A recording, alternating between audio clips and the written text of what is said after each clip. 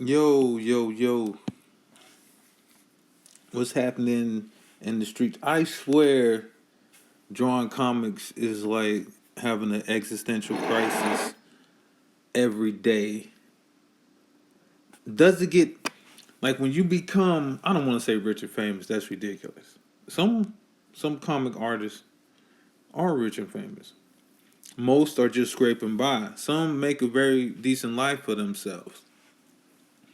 But after you're able to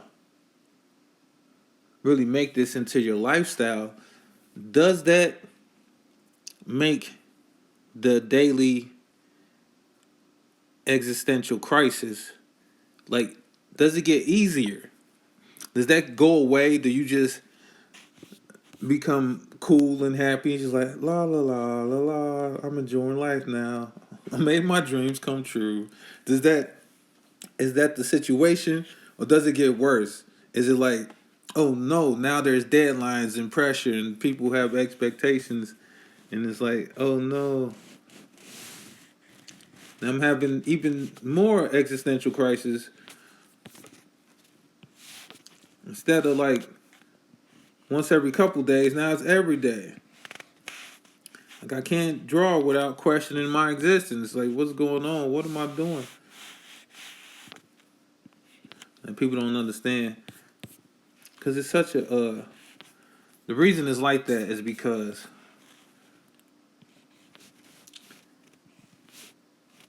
what we're trying to do is such a bizarre thing. Not just to other people, but to ourselves. It's like, you want to draw for a living? Like, what? Are you insane? A little bit. A little. You got to be a little crazy to even think, like, is this possible? But no, it's not that crazy because the only reason you start to think it is because other people do the job. And it's like, first you think, like, okay, that person does that job. Okay, that's kind of cool. Then you start to think, like, what's stopping me from doing that job? And then you do some research. And everybody tell you you're out of your mind. They're like, no, get a regular gig, like everybody else. And you're like, no, but I want this gig. This is the best gig.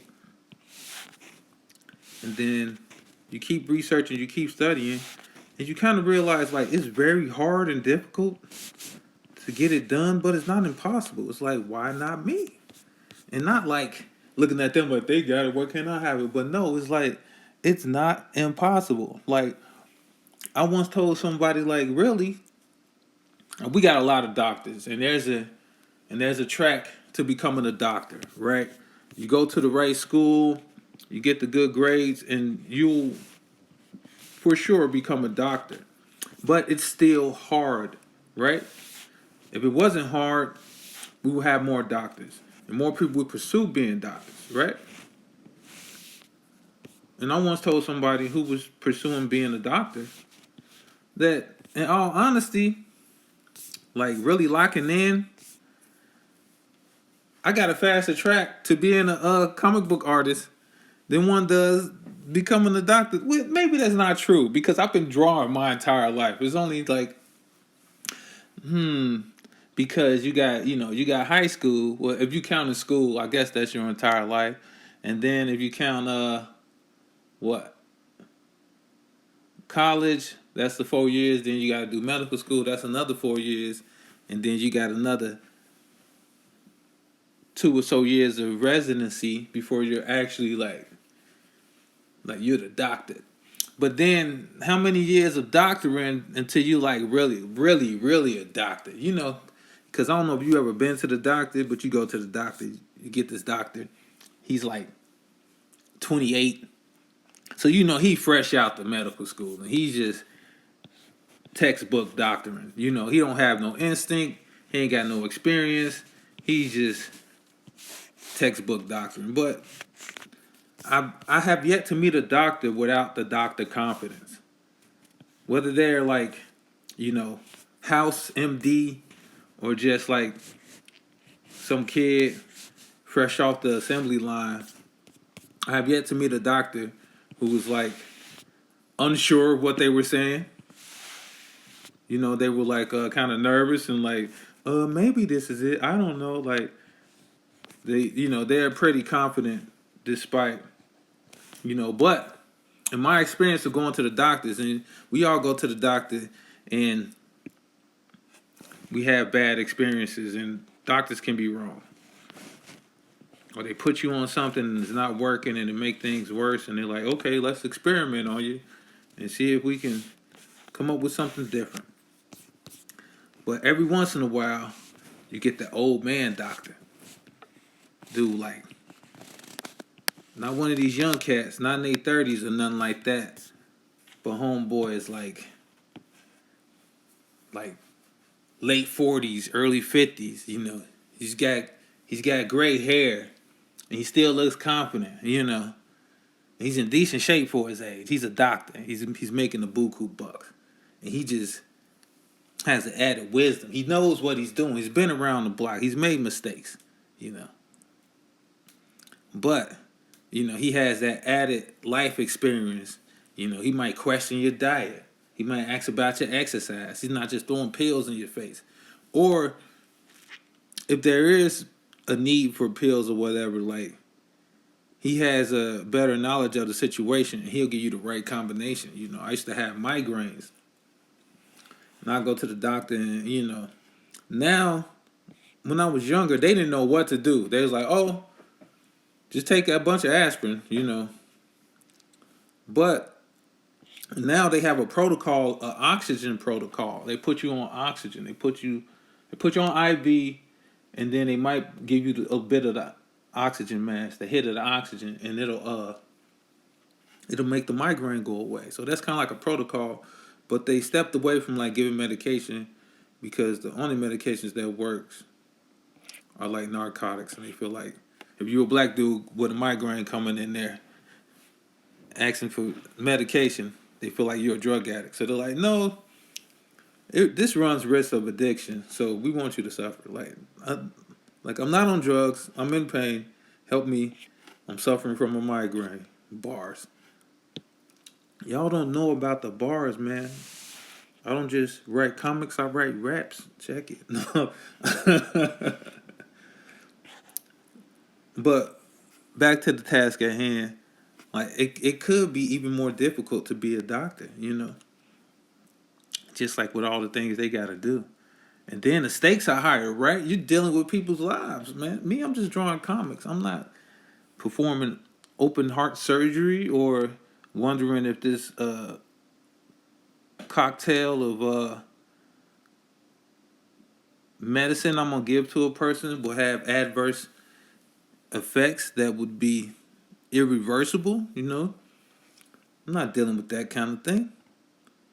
I'm just drawing the love, baby.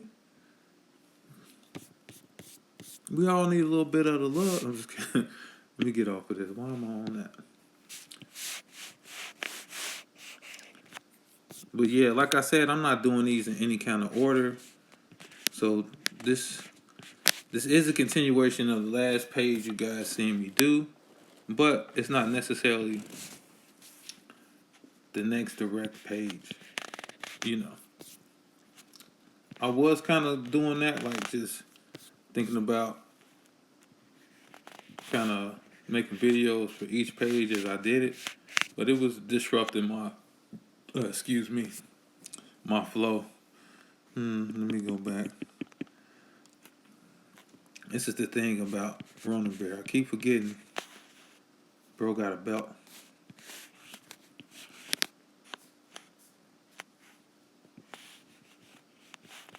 A rope belt. I love the rope belt. I don't know why. That's my jam. I should make a real karate school where they just give you the rope belts instead of, the karate belts. Just hand out ropes. Tie this rope around you. Let me see. Let me get in here.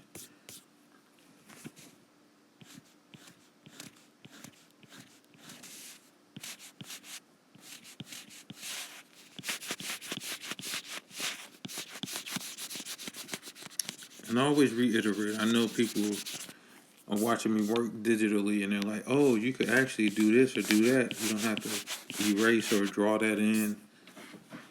There are so many tools available on these programs, these drawing programs, that allow you to just drop stuff in, like different effects and stuff. But the only time I really use effects is if, like, because I'm drawing on the screen, and even with the screen protector that's supposed to be like paper texture and all that, some effects, like effects I could do on with hand, with pencil and paper and pen, I can do anything. But when it comes to drawing on this thing, it's just like there's some type of, I don't know if it's a barrier. It's just drawing on these things are way different. So you don't get the same effect with your hands. So it's like, I could spend time adjusting to the texture of the screen, or I could find a tool that'll drop that in. So that's when I really rely on tools, is when I struggle on getting something done by hand.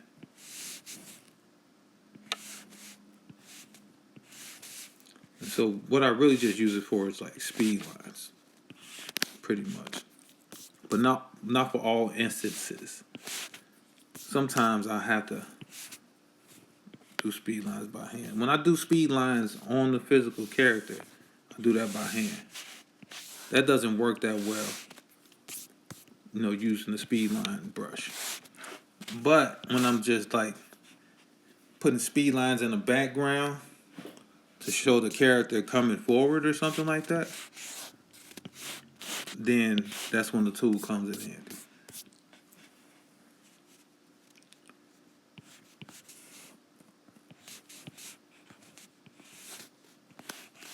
See, I gotta remember how he broke this mask.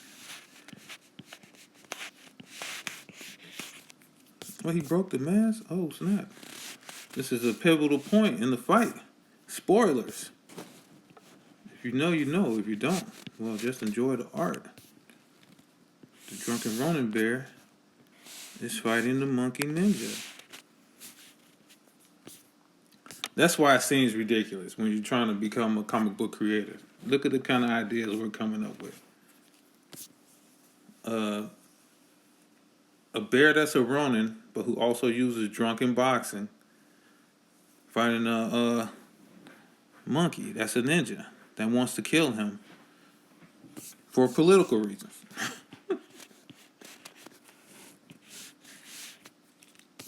We don't want you interfering with the coup type stuff.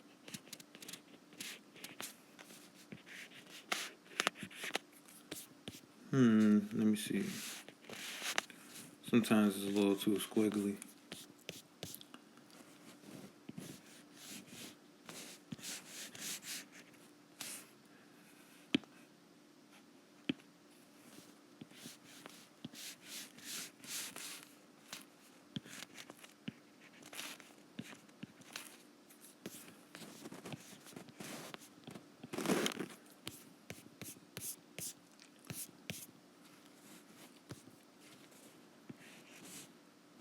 Let me see. Get these claws out of the way.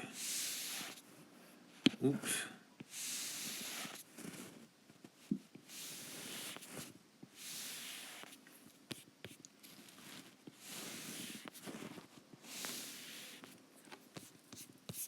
I was watching the Ink Pope podcast. Shout out to them. And they were talking about their comic book artist bucket list. As in, as an artist, is there any like character or series like you would like to draw or work on professionally? And, most of them said Batman, Spider-Man, X-Men. Like X-Men for sure. Spider-Man. I mean, to be honest, like right now, where I am, I really don't want to work on anybody's stuff.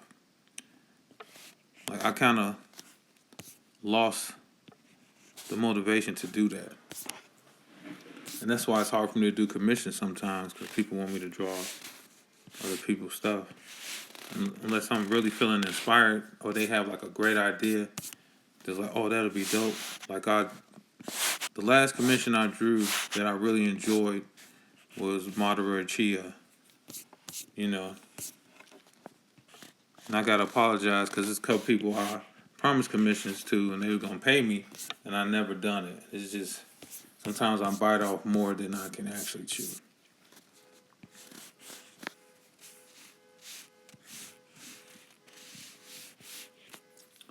But it's not you, it's me. I'm a fickle artist. Maybe you know fickle artists too. We are unreliable people,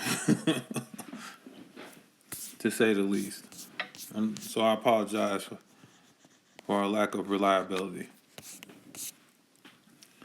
But man, it's the nature of the beast, man. Let me see.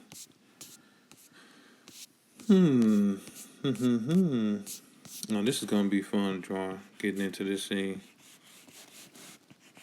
I'm saying that sarcastically, cause not that it won't be fun, and not that it'll be too difficult. It's just detail oriented. I've got to get all into this blurring speed effects. The arms moving so fast, and I might draw some extra stuff in there to enhance the effect.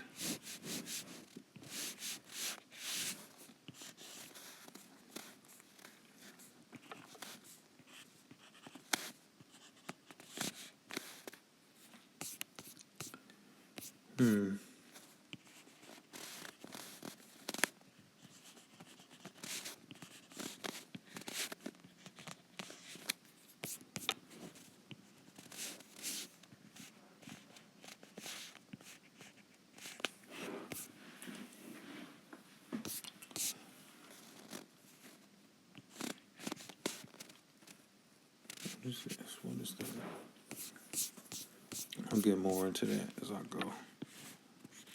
Sometimes you sketch something real loosely, and then you don't have a clue actually what you were trying to depict.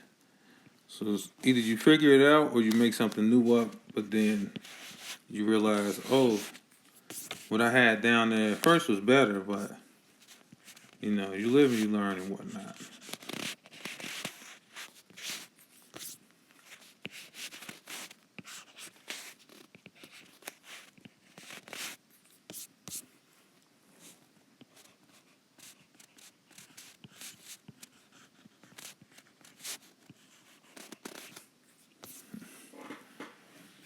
I really do enjoy the Monkey Ninjas. I've said this before. I just love drawing these guys. It's so much fun because it's just so ridiculous. I think I had to do the Drunken Ronin Bear because my other series are like so serious. Even though Drunken Ronin Bear turned out to be serious, like within like the context of what's going on in the story, just drawing it isn't that serious because you're drawing talking animals fighting with swords and magic, and sometimes you got to be loose. Sometimes you got to do the ridiculous. That's why I never really watched it, but I appreciate something like what's that show? Rick and Morty. Like from what I've seen, it's just utterly ridiculous. Even though they try to throw in some type of substance here and there, but it has to be fun to make that show because there are no rules when you're drawing Rick and Morty. I imagine not.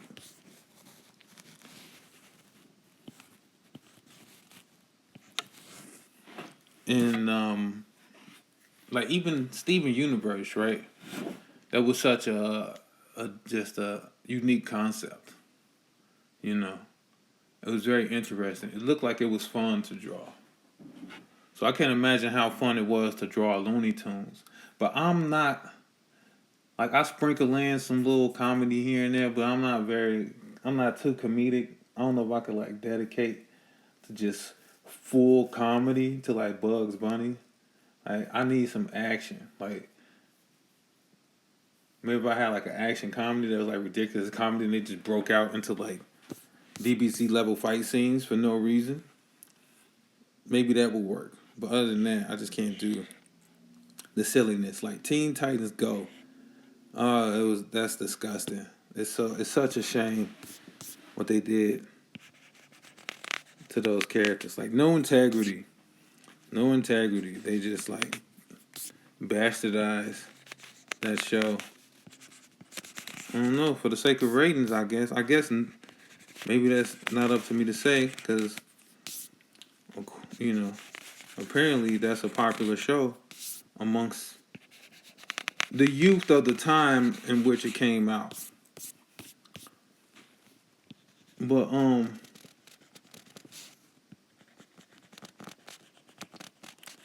word word through the grapevine is they really tanked a lot of action shows in favor of the silly comedies is because the silly comedies, the ratings were better, but also the point of the action shows was to sell toys, and they weren't selling toys. But I feel like you should have been selling like cheap mobile games. Like you should have been making like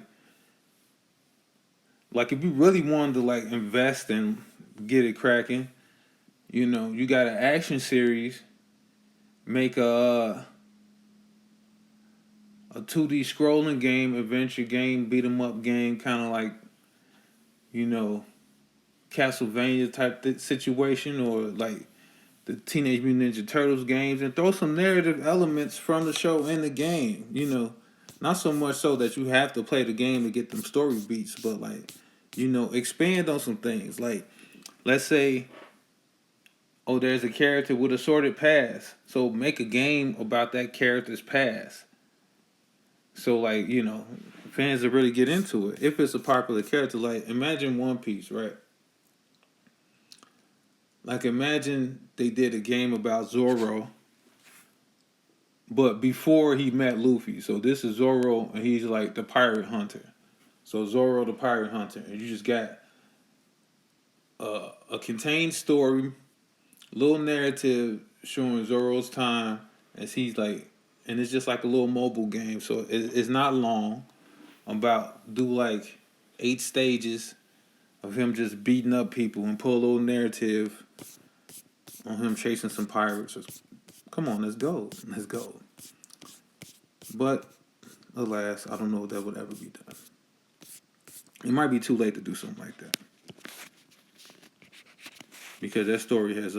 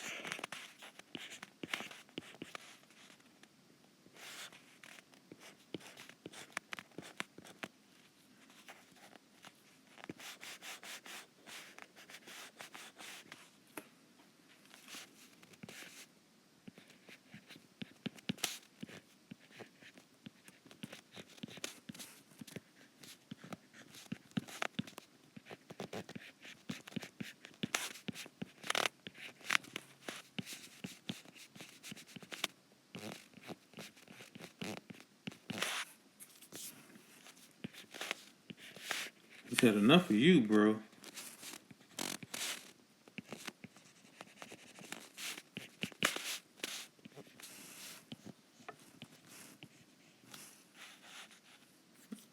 Hit him with the left straight.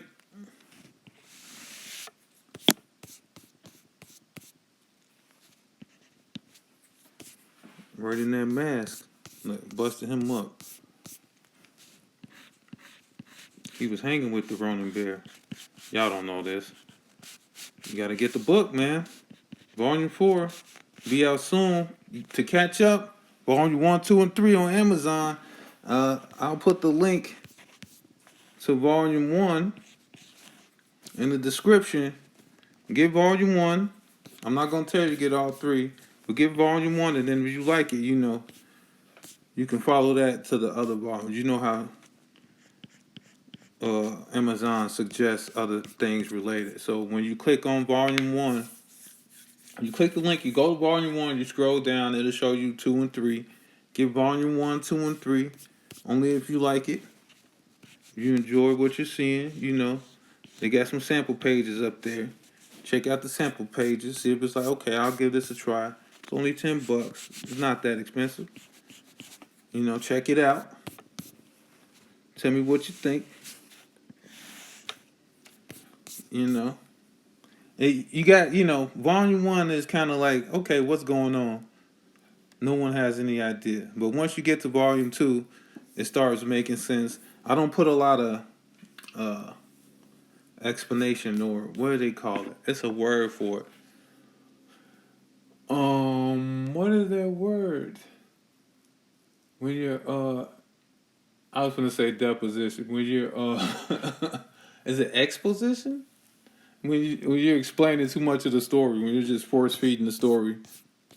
I don't do too much of that. I just kind of do dialogue. I don't do a lot of narrative bubbles. I just kind of tell the story visually, and I throw the dialogue in there, and I hope it makes sense.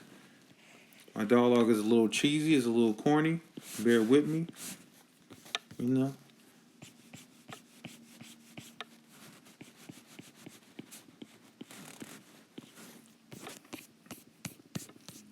But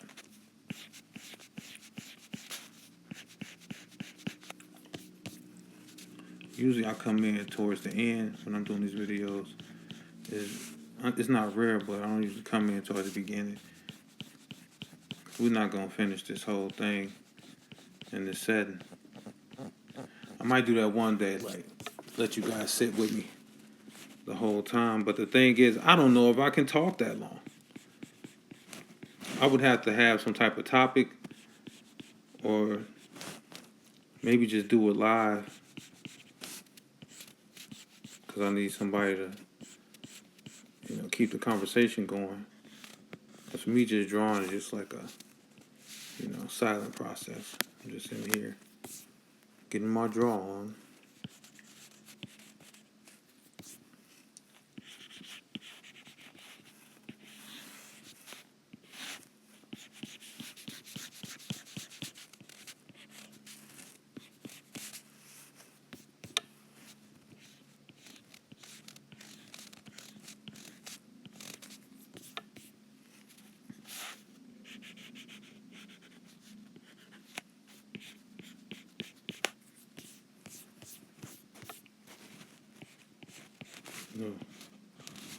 I don't know if I'm that interesting for you to watch me draw.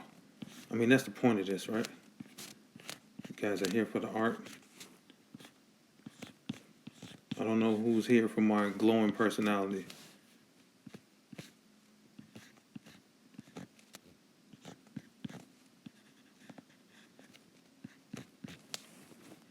Like, I love drawing this Ninja Monkey in particular, just because he's got the mask with teeth on it. And then he's always smiling under, so it's like the teeth in the teeth. You got kind of like a alien situation going on.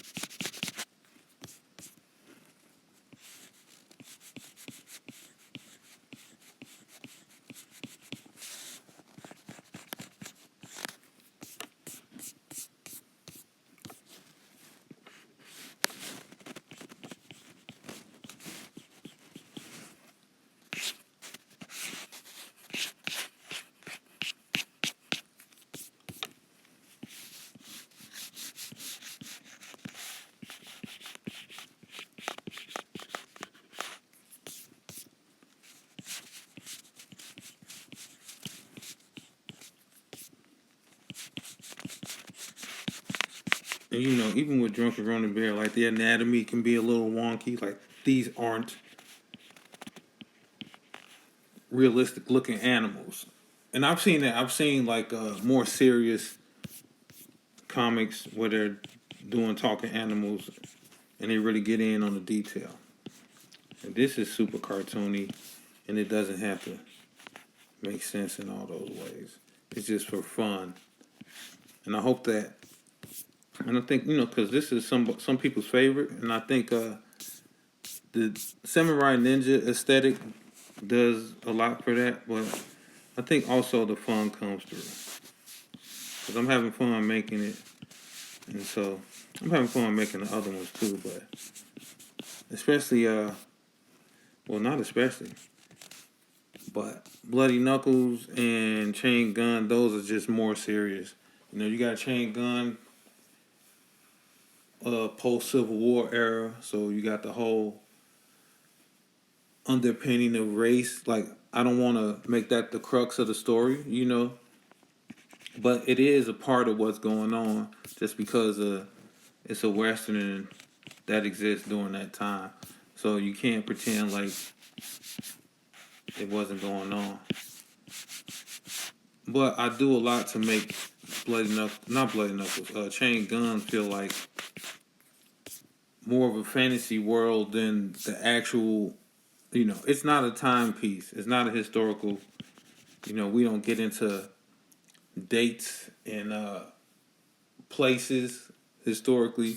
You just know, okay, it's a Western, everybody dressed like cowboys and they're shooting guns, but also he's doing like breakdance kung fu.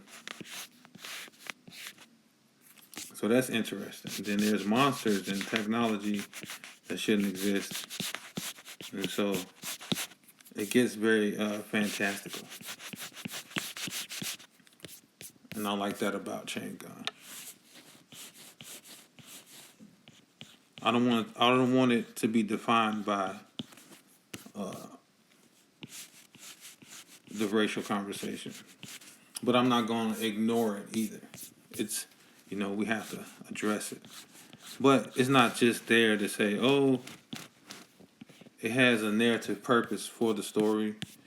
There's a context in which, Gally has his experiences. We kind of go from there. I think I do a good job of dealing with all that.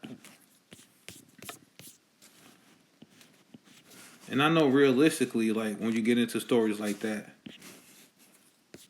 I don't know why, but it just seems like, when it comes to black folks,